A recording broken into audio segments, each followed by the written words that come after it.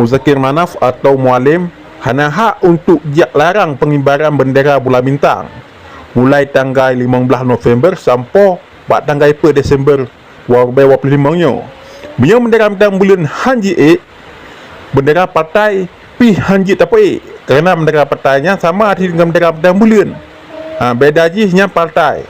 Yang bendera bintang bulannya bendera bangsa Aceh, bendera seluruh Aceh, nya partai Aceh, bendera kelompoknya, bendera kelompoknya partai Aceh kan. Bendera tempat minta peng, tempat minta kekayaan, tempat minta kekuasaan, tempat merampok nan, lempu-lempu nan. Punya partai Aceh, punya bendera Aceh, bendera bintang bulan yang bendera seluruh rakyat Aceh, bendera yang.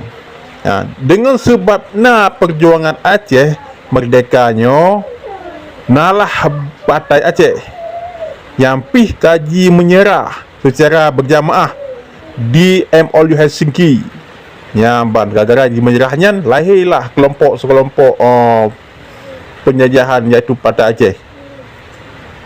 Bendera bintang bulan kan bendera partai yang benar tepi hai bangsa yang tua. Kan bendera kelompok atau kan individu tapi bendera perjuangan kena bah Wali Tunku Muhammad Hassan Ditiro ke anak bangsa kita nyoban Bandung Bangsa Gop Aceh nya bendera bintang bulan makna haji.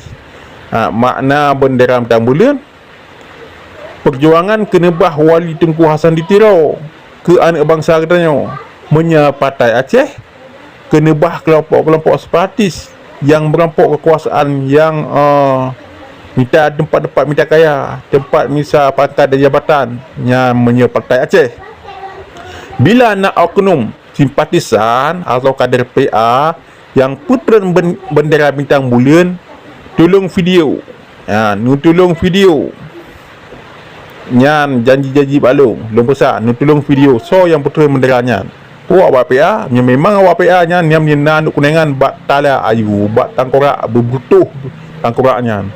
Putera bendera katanya anak hak awaknya jatam katanya pe bendera awaknya kembiak bangsa Aceh, awaknya kelompok-kelompoknya dari jajah dari kolonial Jawa yang itu umur Aceh yang kenyo oleh usahan tekedi nawa tam pe bendera dah bulan yang ke berjaya pang tibang mengkhianat penjajah nya bang syaram dua. Wassalamualaikum warahmatullahi wabarakatuh.